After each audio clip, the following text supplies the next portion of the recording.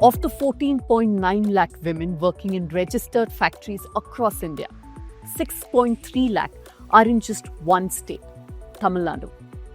It's one of those statistics that make you stop. Nearly half of India's female factory workforce concentrated in a single state. Almost 70% of all industrial jobs held by women in India are in the southern states, led by Tamil Nadu, followed by Andhra Pradesh, Karnataka, and Kerala. For decades now, Tamil Nadu has been celebrated as India's most industrialized state.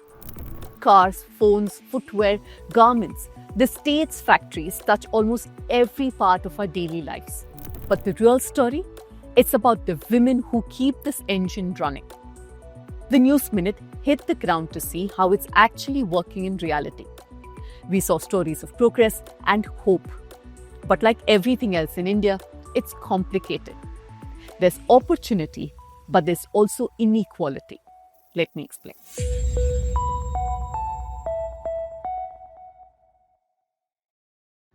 We've always aimed to do something meaningful with Let Me Explain. A few months ago, we realized that some of the stories need to be told from the ground and not just from the studio.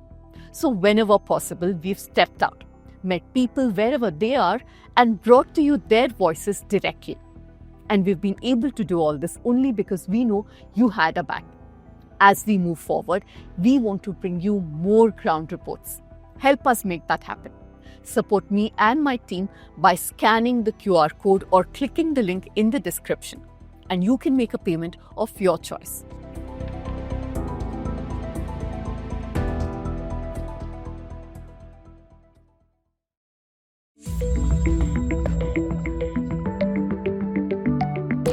This is Delta Electronics Manufacturing Plant in Tamil Nadu's Krishnagiri. Here, they manufacture electronic components including parts for electric vehicles and telecom equipment. The factory employs around 4,000 people and about 62% of its workforce is women. The concentration of women is much more on the factory floor, where women make up around 85% of the workforce. Reena, the Employee Relations Officer, says Delta has consistently worked to make women employees feel supported. They've helped them adjust to the work environment and maintain a healthy work-life balance. She says the company has seen women employees be more disciplined, more dedicated, and far less likely to switch jobs. Male to comparatively female, they won't switch their jobs frequently. And we have here our own OHC centers, CREACH, and special POS policies, and transportation, canteen, as up. So because these are policies, everything, it's helping our female employees where they are coming up and coping up their personal life as well as professional life. Among the women here, many have fought difficult battles to get this far. Take Amina, for instance. She's married and has a child, and she's had to overcome strong resistance to take up this job. In my family, no one went to work, female. Okay, so I was the one who insisted I will go to work. I want to be financially independent. But there was, I have to overcome so many struggles throughout that completing my studies and to join the work at Delta. My family is very happy now because I'm finally financially independent, and I inspire so many other girls in my family and in my area. They think that if she can do, she's able to go along this way. Why shouldn't we? Divya is a testing engineer at Delta. Her journey started over 3 years ago when she was a young intern from Puducherry. Now she leads a team. The roles are allocated here based on merit, and gender is never a barrier here. Everyone work as a team, and they don't, even the supervisors or seniors, they will train us in everything and with respectful. We have additional women trainings conducted frequently. Transport facilities, well, everything come nearby our home, so there is no need for any threat during our transportation. And also HR team is available in every shifts, even in night shifts also. Lavanya's family wanted a better life for their daughter. Her parents, both farmers, wanted the daughters to be financially independent. What is your family background? What were your parents doing? Usually they are doing farming, and then we have three sisters. So they have given my elder sister, she has completed BSc nursing. She has completed, and then I have completed BCA. And then younger sister also, she has completed BSc Computer Science. So they are doing farming. So they have given the good education to us. Someone question ask also, your daughter working means. So they can say proudly she is working in Delta. So it's a proud to me. Tamil Nadu didn't become a women-led industrial powerhouse overnight. State Planning Commission Vice Chairperson J. Jairanjan says this is a result of nearly 50 to 60 years of consistent industrial policy. The state invested in growing both MSMEs and large factories all at the same time. A major shift came in 2014 when the Tamil Nadu government amended the Factories Act of 1948 to permit women to work night shifts under defined safety guidelines. This policy change opened up opportunities in manufacturing sector. But the industrial push was supported by something just as important: welfare schemes. These were targeted, intentional, and sustained. It also started with something deceptively simple: schooling. To have women educated, there were a slew of schemes devised over decades. From the noon meal schemes to special incentives for girls like cycles, Tamil Nadu kept pushing to get girls into classrooms and to keep them there. Today, girls slightly outnumber boys in higher education enrollment. Kind of poor and policies which encourage girls from all the strata to get into education. That is one. The second thing is the kind of mobility that we provide. Earlier, we provided free bus passes. Now also we provide free bus passes for school-going children. And secondly, we provided cycles for girl children to come to the school. Thirdly, we provided food for them, and then scholarships. And then when they introduced the marriage incentive schemes for the poorer kids, they said that they put in a class where they said that you should have studied at least minimum of 8th standard. The industry also changed in the last decade. Electronics, non-leather footwear, auto components, all are booming. Tamil Nadu's electronics exports jumped from $1 billion to 14 to 15 billion in just 4 years. These sectors overwhelmingly hired women. Successive governments kept this momentum going. Some did better than others, but this is something rare in India's political landscape. Hostel schemes like Toliyar Vidati for working women funded through global agencies are now coming up across districts. Free bus travel for women with schemes like Vidiyal Payanam has expanded mobility dramatically. And because Tamil Nadu isn't built around just one big city, women can often work within 50 to 60 kilometers of their houses. Decentralization matters. Every 30 to 40 kilometers, you hit a town with factories, services, and commercial activity. That makes it possible for women to take up jobs without having to migrate hundreds of kilometers away.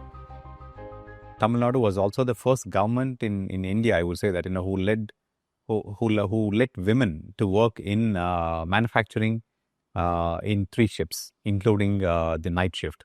I think that was the second biggest enabler. And third most important factor is also the safety aspect of it. Safety for women coming to work and going back.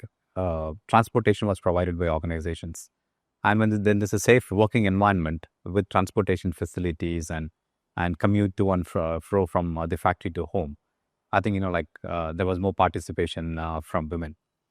So therefore, naturally, as a state, we had all these aspects, be it education, be it safety as an aspect, or the opportunities. I think they all came together.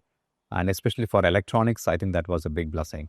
But of course, numbers and policies don't tell you the whole story. There is a paradox at the heart of Tamil Nadu's achievement.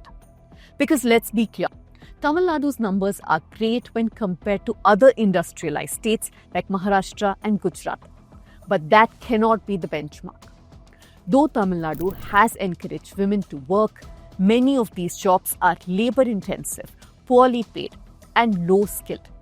And as always, it's Dalit women who take up a large part of these jobs. In 2017 and 18, Tamil Nadu employed 7.08 lakh women in factories, thus 3 times more than Karnataka. But the annual survey of industries noted all these problems, especially the poor pay. Let me give you 2 statistics from the periodic labor force survey. The gender earning gap was the highest in Tamil Nadu. That's how much a woman earns versus a man. All this for the same job. Only 12% of women held white-collar positions, while about 70% remain in what's called the shop floors or the factory production areas. These are not small gaps. They are structural patterns. And this is where labor organizer Sujata Modi asks us to take a closer look.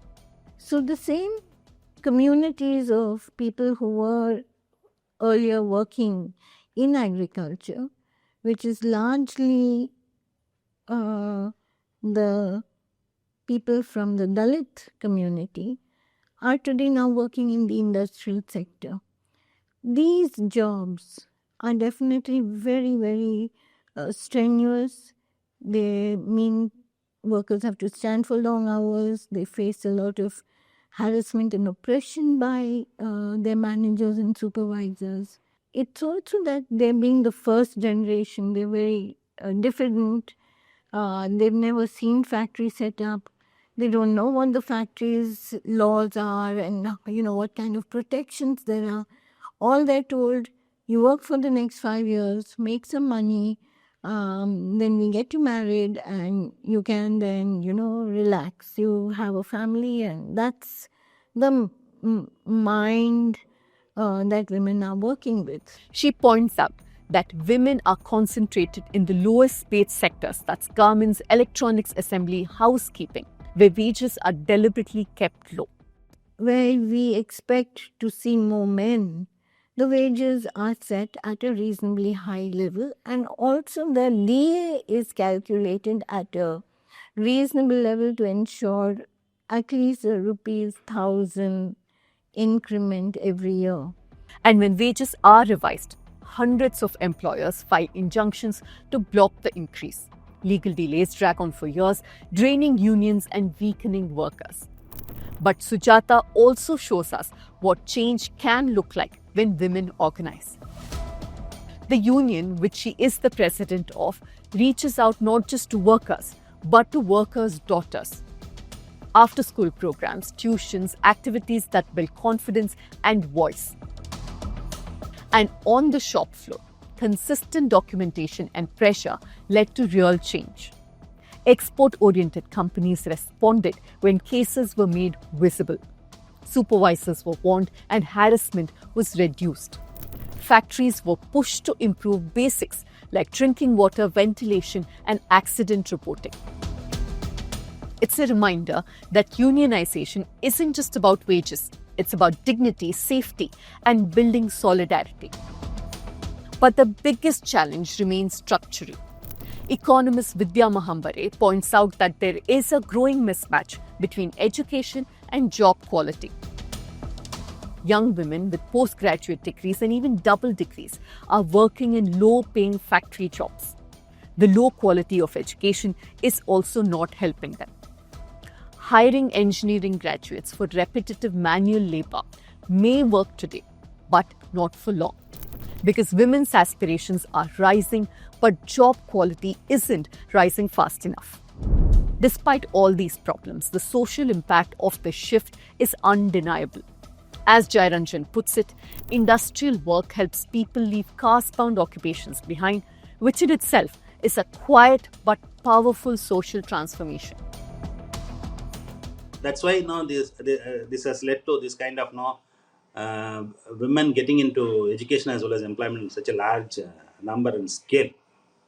So once they see the benefits of getting employed in the industrial sector, the service sector, then people very swiftly move away from agriculture and allied activities. So what is Tamil Nadu's story? Decades of investment in education, industry, welfare and decentralization have created opportunities for women on a scale unmatched anywhere else in India. It has also lifted families and reshaped gender roles. Tamil Nadu shows us what's possible and also what's still unfinished. Now, before I go, here's a reminder that we are running an offer on our subscription, 26% off. Why? Because Modi government announced a hike of 26% in ad rates to print media. So now you can expect even less critical coverage from those news organizations. But if you want to support those of us who do not take money from the government in any form, this is your time. This is your chance to make your voice heard. So become subscribers and avail that 26% off.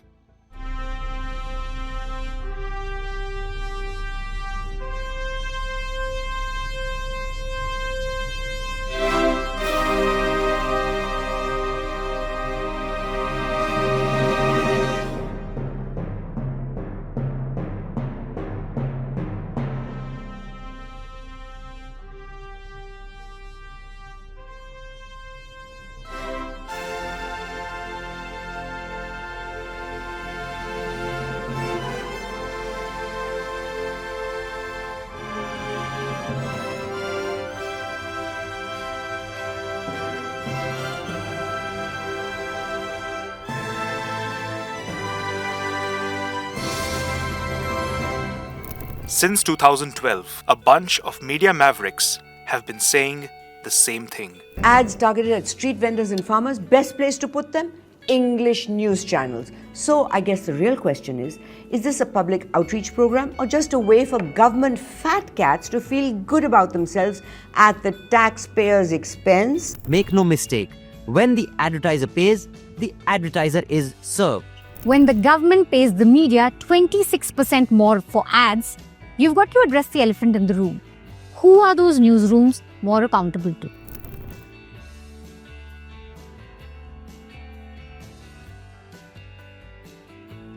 That's why when they go high, we go low. Get a 26% off on a joint subscription to the News Laundry and the News Minute. Celebrate journalism that isn't for sale.